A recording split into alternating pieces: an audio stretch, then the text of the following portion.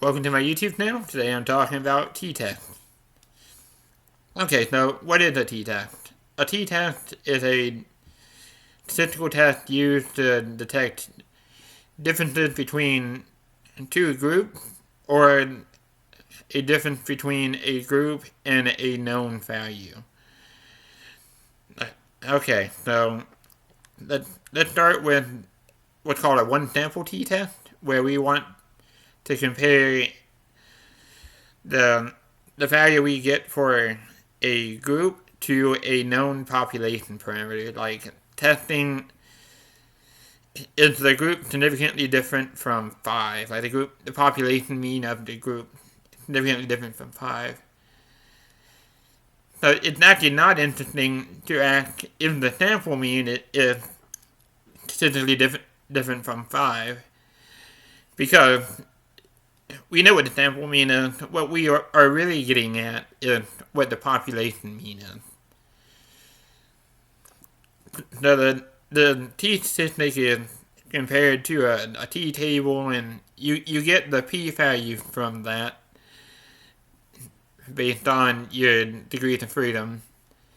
But I just want to go through the step before that, and I think that actually really gets at most of what's comprised in t-test. So you get the t-value and then you compare it to a table, but let's talk about the actual t-value. Okay, so a one-sample t-test, you compare your sample mean to some theoretical, or I guess known, population mean, but probably theoretical. Like, is the population mean of my sample different from a given population mean, let's just arbitrarily say 5? Okay, so this calculation is x bar, a sample mean, minus that theoretical population mean divided by standard error. So we talked about standard error a little bit going through this video. Standard error would be the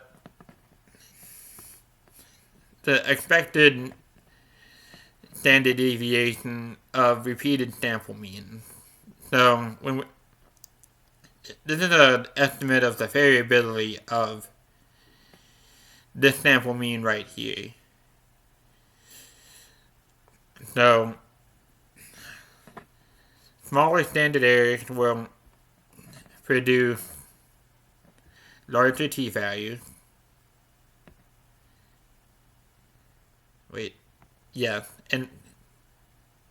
And larger standard errors will create smaller t-values because it's being divided by this. Okay, so normally for a test to be significant, it has to pass a certain threshold. So you'll see so let's say that the t threshold were 3.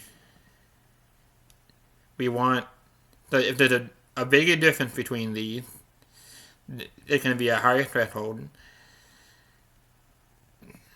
Assuming that they stand there over 1, we need a difference of 3 here to reach the threshold to say that there's a statistically significant difference between our sample mean and the population mean. Now, let's assume this difference is 1. If we have a larger standard error, then the t-value will be smaller because it's being divided by that, and basically less certainty. So if we have a smaller standard error, we would get more certainty. There's more certainty in the sample mean, and it's more likely to be significant as a result.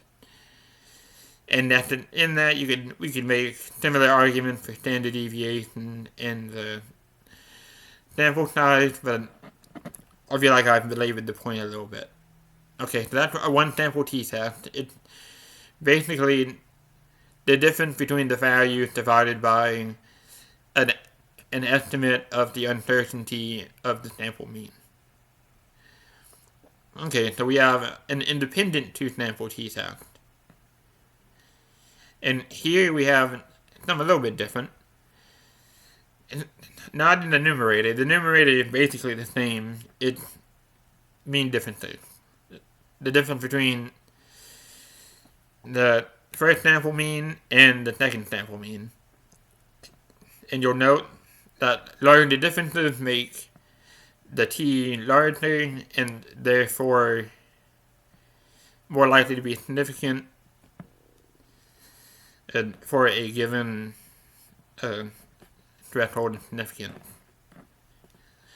And so in the denominator, we actually have something a little bit different. It's a pooled sample variance. That's not a variance, that's a standard deviation. What you put in here are variances, but once you add them together and take the square root of them, that's a standard deviation. So again, we have the same type of setup. We have a difference in value, in this case the two means, divided by some kind of estimate of the error for those two values. Okay? And now a paired t-test. So a paired t-test is a little bit different. There's third variance between the observations. Let's say pre-test and post-test. So prior knowledge would be a third difference in the population you're looking at. So people go in with different reading abilities, and if you teach them to read over a time period, you still have the variability in their baseline reading ability. So you have to account for that. You can't treat them as independent groups. So what you do is you take pre and you take the difference between post and pre-test. So I think a natural way would be post-test minus pre-test, and then you call that D, essentially. And so you take the mean of those differences, and that's in the numerator, which is kind of like the independent sample t-test with the x1 and x2 mean difference. Except this one accounts for the fact that they're paired. Because you have the prior effect goes away when you subtract them. If you think about the participant being made up as a combination of prior ability and intervention, when you subtract those things out, the prior ability goes away. And maybe I should be more clear if I made it I wrote it out, but I hope that's clear enough. So basically, you have the mean is the differences. There's a little bar above that, so it's really D bar, divided by the standard deviation of the differences and the square root of n, the number of pairs. So n is not the total number of observations, it's the number of pairs. So that's a difference too. You don't have, they're not independent observations, they're related. So if you have 10 total people, a pre and a post, you don't have 20, you have 10, because that's the number of pairs.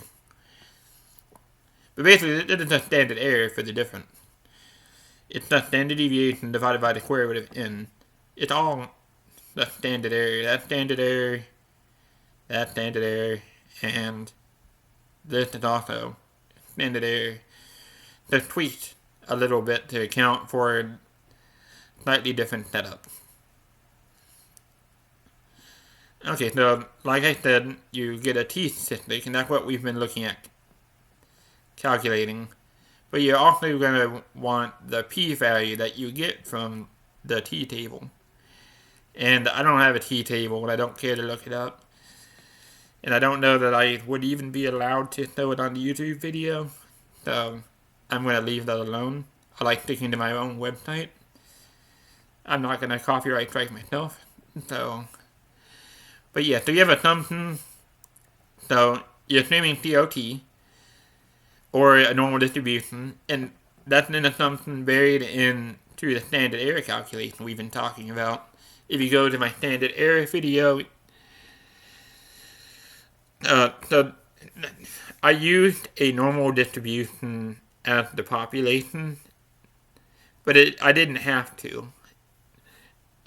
A non-normal population would go to a normal distribution of sample means because of COT, except for where COT does not apply. It takes longer in some skewed distributions, and in some distributions it never applies because of non-finite variance, like a distribution you probably never heard of called the Cauchy distribution, which is actually, it doesn't matter, I'm getting distracted, but, so anyway, you gotta make arguments that it's either normal or a COT applies.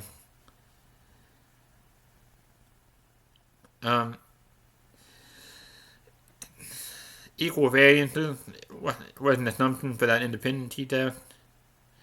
The observations to be independent for the independent t-test, yeah. So independent two-sample t-test, you have two different groups, and you do different things to the groups. But ideally, you randomly assign people to groups, and the only difference is your intervention. But it's not the same people. If it's the same people, you shouldn't do an independent two-sample t-test, you should do a paired t-test. And that distinction is important. This one, it's kind of hard to be unclear about. If you have only one sample, and you're comparing it to a known population value, you only have just one choice. Okay. So, yeah, that's the end of the video. Thank you for watching.